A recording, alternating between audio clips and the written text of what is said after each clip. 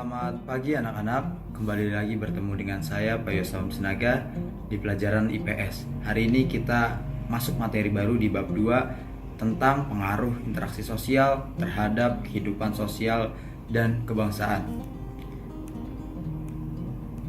Hari ini kita fokus di materi mobilitas sosial, pengertian dan bentuk-bentuk mobilitas sosial.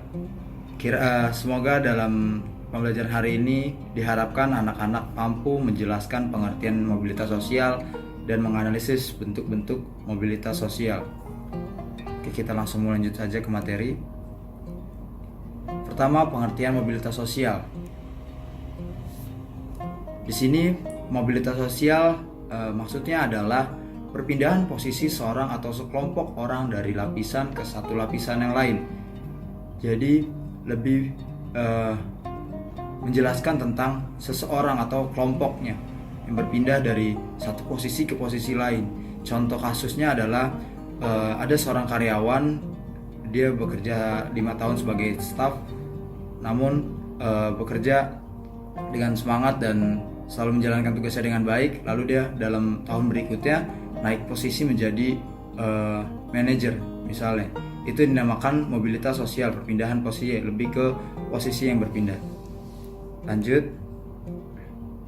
ke bentuk-bentuk mobilitas sosial. Mobilitas sosial ini dibagi menjadi 2 bentuk, yaitu mobilitas sosial vertikal dan mobilitas sosial horizontal. Mobilitas sosial vertikal dibagi lagi menjadi 2, yaitu mobilitas sosial vertikal ke atas. Contoh kasusnya adalah Bapak Jokowi, Bapak Presiden Jokowi. Kita tahu pada waktu itu masih menjabat sebagai wali kota Solo. Lalu naik menjadi gubernur Provinsi DKI Jakarta, dan hingga sampai saat ini Bapak Jokowi naik menjadi Presiden Republik Indonesia.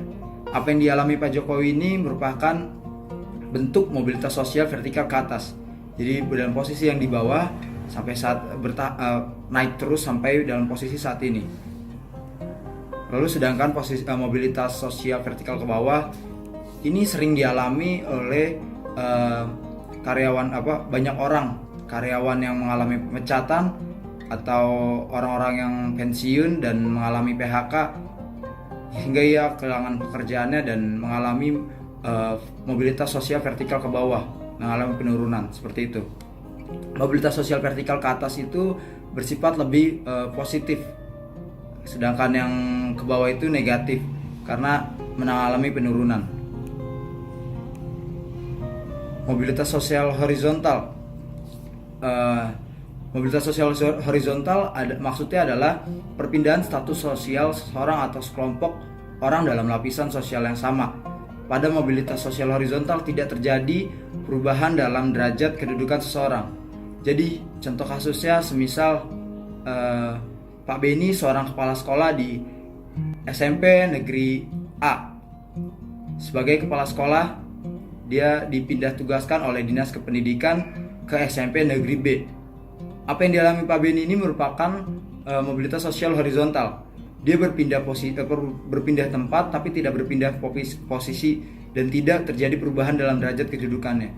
Jadi mobilitas horizontal itu berpindah namun tidak terjadi perubahan dalam derajat kedudukan. Seperti itu ya. Oke, hari ini materi kita selesai. Semoga apa yang sudah saya sampaikan bisa dipahami, dan semoga di pertemuan berikutnya kita bisa membahas lebih dalam lagi mobilitas sosial. Baik, materi hari ini selesai. Sampai bertemu di pertemuan berikutnya. Terima kasih.